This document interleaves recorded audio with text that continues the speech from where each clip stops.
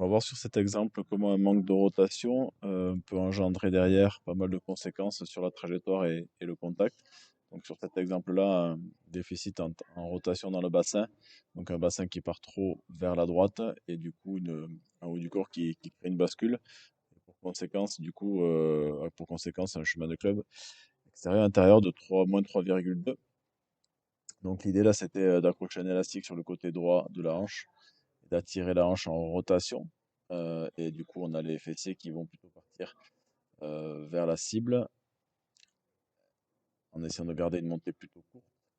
On voit de suite voilà, une meilleure rotation, un meilleur ancrage en tout cas des jambes au niveau du sol, ce qui va me permettre de pouvoir dérouler dans la partie descendante plutôt avec le bas du corps et créer vraiment un lancer.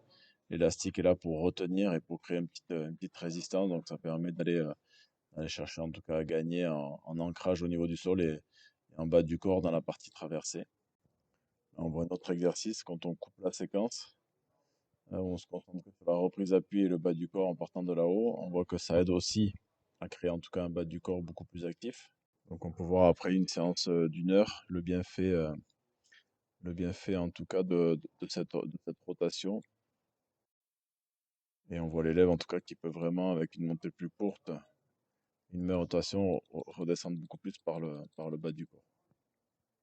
Et ce qui est intéressant, c'est de finir là sur un exemple, pour les scènes et on peut voir en tout cas chez lui cet effet rotation.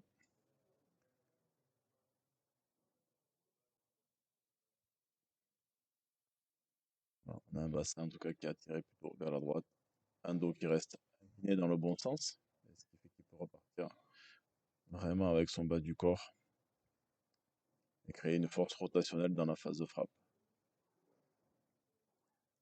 Et avec des chemins de club, un chemin de club en tout cas idéal.